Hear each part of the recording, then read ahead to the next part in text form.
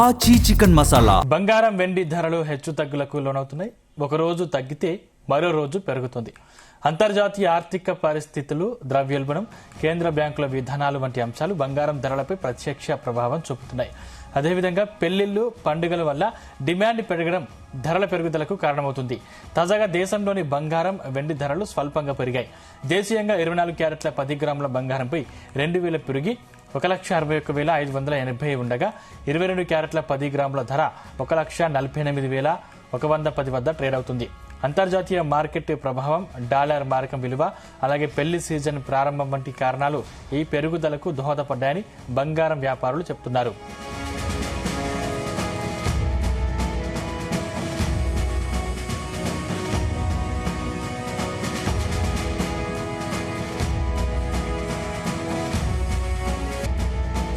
అంతర్జాతీయ మార్కెట్లో spot gold ధర ఔన్సుకు సుమారు $5,280 చేరగా వెండి ధర $94 వద్ద ట్రేడ్ అవుతుంది.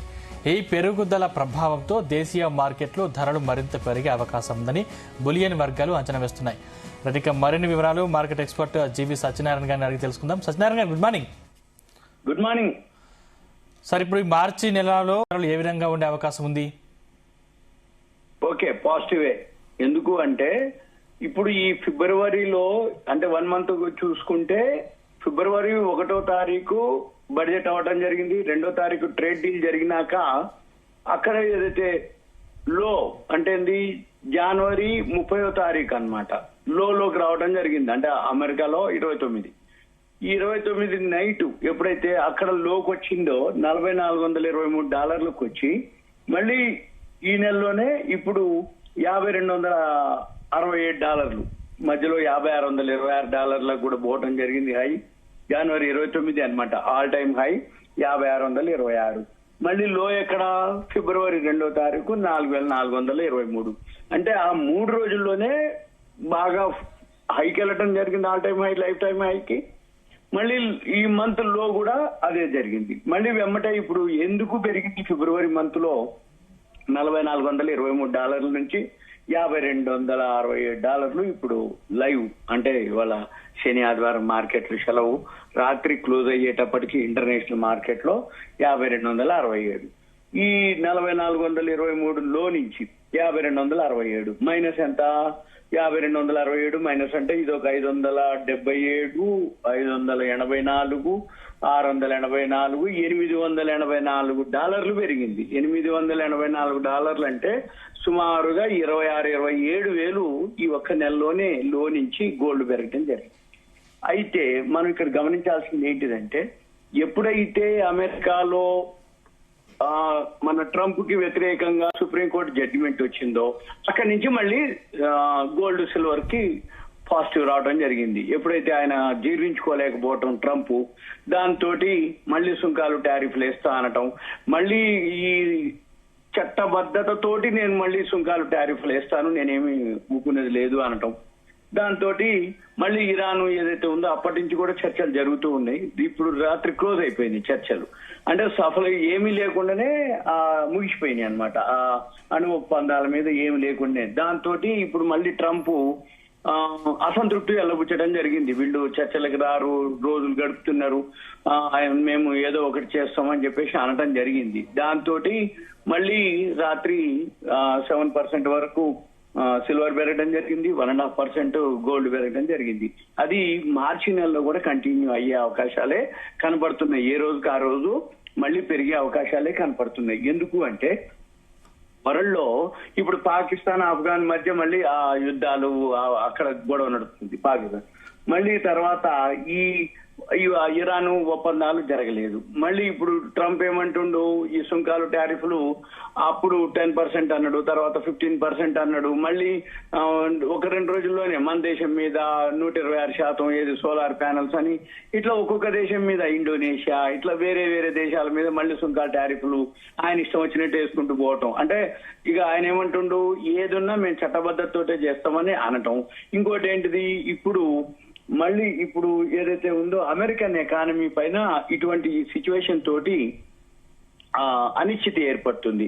అంటే మళ్ళీ షేర్ మార్కెట్ ఎకానమీ అనుకోండి, అమెరికా గ్రోత్ అనుకోండి, ఇప్పుడు సుంకాలు టారిఫ్లు తగ్గించేటప్పటికి అమెరికాకి రెవెన్యూ అంతగా ఉండదు అన్నట్టు. అంటే అంతకు ముందు సుంకాలు టారిఫ్లు వేసినంత ఇన్కమ్ మళ్ళీ ఇప్పుడు రాదు. ఈ రాదు కాబట్టి మళ్ళీ ఒక్కసారిగా ఈ అనిశ్చిత పరిస్థితి ఏర్పడ్డది. మళ్ళీ ఈ అనిశ్చిత పరిస్థితులతోటి మళ్ళీ గోల్డ్ సిల్వర్ పాజిటివే ఉంటుంది. ఇంకా మరి ఎన్నాళ్ళు అంటే మళ్ళీ ఈ ట్రంప్ ఎప్పుడు మారి ఎప్పుడు ఎక్కడ అని, ఎందుకంటే ఈసారి సుప్రీంకోర్టు మళ్ళీ జడ్జిమెంట్ ఏదైనా మనోళ్ళు వెళ్ళినా కానీ ఇంకా ఉపయోగం ఉండదు అనమాట. అంటే ఆయన పని ఆయన చేస్తాడు, ఈసారి చట్టబద్ధతతో చేస్తున్నాడు కాబట్టి ఇక మనం ఒకవేళ ఏదైనా అప్లై చేసినా కానీ ఉండదు అనేది అనమాట. అంటే ఆయనకి ఫేవర్ గానే ఉంటుంది అన్నట్టు. అంటే మామూలుగా అక్కడ కాంగ్రెస్ లో అప్లై చేసి వాళ్ళ యొక్క మెజార్టీ తీసుకొని ఇక జీవోనే పాస్ చేస్తారు అన్నట్టు. అందుకని ఇక కోర్టు కూడా ఏం ఉండదు అప్పుడు, ఎందుకంటే గవర్నమెంటే వాళ్ళే జీవో పాస్ చేసినాక ఏముండదు అనేది మెయిన్. వీటితోటి ఏంటంటే ఈ భౌగోళిక రాజకీయ ఉద్రిక్తతలు, ఆర్థిక అనిశ్చితతోటి ఈ గోల్డ్ సిల్వర్ పాజిటివ్ లోనే ఉంది. ఇంకా పెరిగే అవకాశాలే కనపడుతున్నాయి. ఇక రాను ఇంకా మళ్ళీ మామూలుగా ఉండదు, ఇక చిన్న పెరుగుతుంది. కానీ అంతకు ముందు మాదిరి బాగా పెరిగే అవకాశాలు కానీ అంతకు ముందు మాదిరి బాగా పడే అవకాశాలు లేదు. పడితే మాత్రం తగ్గితే మాత్రం బయింగ్ లోకి వెళ్లే అవకాశాలే కనపడుతున్నాయి అనమాట. మెయిన్ ఏంటిదంటే ఈ అమెరికా ఇరాన్ చర్చలు ఏం కాలేదు, ఒప్పందం కుదరకుండానే ముగిసిపోయినాయి. మళ్ళీ వీటితోటి మళ్ళీ ఎప్పుడు చేస్తారు ఏం చేస్తారు అని చెప్పేసి మళ్ళీ అంటే చర్చలు జరిగితే ఓకే. ఇది అంతా ఇక దీంతో బంగారం మళ్ళీ పెరగడం జరిగింది. గోల్డ్ సిల్వర్ మళ్ళీ పెరిగే అవకాశాలే మార్చిలో కనపడుతున్నాయి. పెళ్లిళ్ల సీజన్ అని పెరుగుతుంది అనేది కాదు, మామూలుగా ఇంటర్నేషనల్ మార్కెట్ లో పెరుగుతుంటేనే పెరుగుతాయి. మళ్ళీ ఇప్పుడు ఈ మధ్య కాలంలో సెంట్రల్ బ్యాంకులు కొంచెం కొనుగోలు తగ్గించినాయి. అయినా కానీ ఈ న్యూస్ తోటి మళ్ళీ ఇవి జరుగుతాయి అనమాట. అంటే ఆల్రెడీ దేశాలు సెంట్రల్ బ్యాంకు తోటి ఏవైతే ఉన్నాయో దేశాల్లో అవి బంగారు నిల్వలు పెరిగిపోయినాయి, ఆల్రెడీ వాళ్ళ దగ్గర ఉన్నాయి. దాంతో పోల్చుకుంటే ఓకే. కానీ ఇప్పుడు మళ్ళీ వీటితోటి ఏంటంటే ఇప్పుడు మన ఇండియాలోకి వచ్చేటప్పటికి ఆ ఈటీఎఫ్లు కొంచెం అవి కూడా బాగా ఉండే మళ్ళీ ఇప్పుడు కొంచెం మరి తగ్గే అవకాశాలు కనపడుతున్నాయి. మళ్ళీ అంటే అక్కడెక్కడైతే ఫిబ్రవరి 1వ తారీఖు 2వ తారీఖు ఏదైతే ఫాల్ అయిందో కొంచెం అక్కడ చాలా మంది ఇన్వెస్టర్స్ బ్యాక్ వెళ్ళటం. మళ్ళీ ఇప్పుడు గోల్డ్ సిల్వర్ కంటే కూడా కాపర్ డిమాండ్ పెరిగే అవకాశాలు కనపడుతున్నాయి మళ్ళీ. ఎందుకంటే ఈ గోల్డ్ సిల్వర్ తోటి కాపర్ కూడా పడింది. ఇప్పుడు మళ్ళీ ఈసారి మాత్రం కాపర్ బాగా పెరిగే అవకాశాలు ఉన్నాయి. ఎవరైతే ఇన్వెస్ట్ చేస్తారో ఈ ఆపర్చునిటీ చూసుకుంటారో కాపర్ మీద ఫోకస్ చేయమని నా సూచన, అభిప్రాయం. సార్, అంటే ఇప్పుడు మార్చిలో ఈ ఫైనాన్షియల్ ఇయర్ కాబట్టి బంగారం కొనాలనుకునే వారికి మీరు ఇచ్చే సలహా? ఓకే, దీనికి సంబంధం లేదు. ఫైనాన్షియల్ ఇయర్ అనేది సేమ్ మామూలుగా బడ్జెట్ అప్లికబుల్ అనేది ఏప్రిల్ 1 నుంచి ఉంటుంది. ఫైనాన్షియల్ ఇయర్ రొటీన్ దాని యొక్క ప్రాసెస్ అంతే తప్ప ఈ గోల్డ్ కి సిల్వర్ కి అటువంటిది ఏమి ఉండదు. ఏది ఫైనాన్షియల్ మార్కెట్ కి లింక్ అని, ఇప్పుడు హోలీ వస్తుందని దానికి, ఉగాది వస్తుందని గోల్డ్ సిల్వర్ కి అటువంటి ఏమి ఉండవు. మ్యారేజెస్ ఉందా ఎవరికి వాళ్ళు కొనుక్కోవటమే. ఇది ఇంటర్నేషనల్ మార్కెట్ తోటి బేస్ అవుతుంది తప్ప ఈ హోలీలు, ఉగాదులు, మార్చి ఫైనాన్షియల్ ఇయర్ ఎండింగ్లు, బడ్జెట్లు దానికి అసలు సంబంధమే లేదు. మన పని ఎంతసేపటికి ఏంది, ఏ ఈవెంట్ ఉందా, అవసరం ఉందా, పైసలు ఉన్నాయా, కొనుక్కోవటం ఆ ఈవెంట్ కి అంతే తప్ప ఇన్వెస్ట్మెంట్ అంటారా సిల్వర్ కాపర్ ఇన్వెస్ట్మెంట్ కి. అదే బిజినెస్ పర్పస్ అయితే సిల్వర్ కాపర్. ఇన్వెస్ట్మెంట్ అంటే మనం కొనుక్కొని దాచిపెట్టి మాటికి మనం కొన్న తర్వాత అమ్మేది లేదు అనుకుంటే గోల్డ్. సింపుల్ గా ఎక్కువైనా ఎప్పుడైనా కానీ బిజినెస్ చేసే వాళ్ళంతా కూడా సిల్వర్ కాపర్ మీద చేస్తారు. ఇన్వెస్ట్మెంట్ చేసే వాళ్ళంతా గోల్డ్ మీద చేస్తారు. ఎందుకంటే ఒకసారి గోల్డ్ కొన్నాక మనం మాటికి అమ్మటం కానీ మాటికి ఎక్స్చేంజ్ చేయడం కానీ మాటికి చేయం మనం. ఓన్లీ సిల్వర్ అంటే ఓకే, ఎందుకంటే సిల్వర్ లో కూడా ఇప్పుడు ఆర్నమెంట్స్ కొనేది అదే చెంబులు, గ్లాసులు అట్లాంటివి కొనేది లేదు. ఓన్లీ సిల్వర్ బార్లు కొంటారు. మళ్ళీ ఈ సిల్వర్ ఎవరైతే కొనుక్కుంటారో దాంట్లో కూడా 4 రకాలు ఉంటాయి. 999.5, 99.5, స్వస్తిక్ బ్రాండ్, రీసైకిల్ సిల్వర్. ఈ వీటిలో చూసుకోవాలి. ఈ రీసైకిల్ సిల్వర్ చాలా తక్కువ ఉంటుంది, కొనేటప్పుడు తక్కువ ఉంటుంది, అమ్మేటప్పుడు తక్కువ ఉంటుంది. స్వస్తిక్ బ్రాండ్ కొంచెం రీసైకిల్ కంటే కొంచెం ఎక్కువ ఉంటుంది. ఇక అదే 999 ప్యూరిటీ అయితే మాత్రం మార్కెట్ లో అదే జరుగుతుంది, అదే దొరుకుతుంది, అదే జిఎస్టీ తోటి మనకు అమ్ముతారు. మనం కొనేటప్పుడు హై రేటే ఉంటుంది, అమ్మేటప్పుడు కూడా హై రేటే ఉంటుంది. అంటే ఎప్పుడైతే మనం ఏదైతే కొంటున్నామో ఎక్కువ శాతం ఎలా ఉండాలి అంటే, ఇప్పుడు చాలా వరకు ఎక్కడ జరుగుతున్నాయి మిస్టేక్స్ అంటే, ఇప్పుడు నేను చూస్తున్న చాలా మంది ఎంక్వైరీలు. ఇప్పుడు సపోజ్ కొనేటప్పుడు పైసలు తీసుకొని 1 or 2 days లో డెలివరీ ఇవ్వటం జరిగింది. ఇప్పుడు అమ్ముతా అంటే రేటు తక్కువ అడుగుతారు, రెండోది పైసలు ఏమంటే ఇవ్వట్లేరు. ఇప్పుడు డిస్టిక్లలో అయితే చాలా వరకు 1 నెల 2 నెలలు ఆగాల్సిందేనండి అంటారు, ఏది అమ్మితే పైసలు ఇవ్వటానికి. అదే అప్పుడు కొన్నప్పుడు ఏంటిదంటే 1 or 2 days లో డెలివరీ ఇవ్వటం జరిగింది అప్పట్లో. అయితే ఆ 1 or 2 days లో కూడా క్యాష్ ఇవ్వటం లేదు. ఇప్పుడు ఒక విధమైన అనుమానం ఏంటంటే రోజు ఈ ఎక్కువ శాతం ఈ డిస్టిక్లలో విలేజెస్ అసలు షాప్సే తీయటం లేదు. వాళ్ళు కూడా ప్రాబ్లంలో ఇరుక్కొని ఏ రోజు ఏమవుతుందో అని చెప్పేసి అటువంటి అనుమానాలు ఎక్కువైపోయినాయి. ఈ మధ్య కాలంలో ఈ గోల్డ్ సిల్వర్ మీద చాలా న్యూస్ రావటం, వాళ్ళు డెలివరీ ఇవ్వకపోవటం, లేకపోతే అంటే ఫేక్ గోల్డ్ ఇవ్వటం. ఈ మధ్య మన ఛానల్స్ లో కూడా రావటం జరిగింది. పూత పూసింది అనమాట, అంటే కాపర్ కోతే ఇంకో పూచి గోల్డ్ బార్లని అమ్మటం, డబల్ ఇస్తాం అని చెప్పటం, అట్లా ఇవన్నీ జరిగేటప్పటికి నమ్మకాలు పోయినాయి అనమాట. అందుకని ఎవరైతే సిల్వర్ ఈ వీడియో చూస్తే అమ్మదలుచుకున్నారో క్యాష్ అండ్ క్యారీనే ఉండాలి. అంటే మనం ఇచ్చినవా మనకి ఆర్టీజీఎస్ ఎన్ఈఎఫ్టీ చేయించుకోగలగాలి. అంతే తప్ప వారం తర్వాత ఇస్తాం 15 రోజుల తర్వాత ఇస్తాం అని అంటే ఒక విధమైన అనుమానం ఉంటుంది.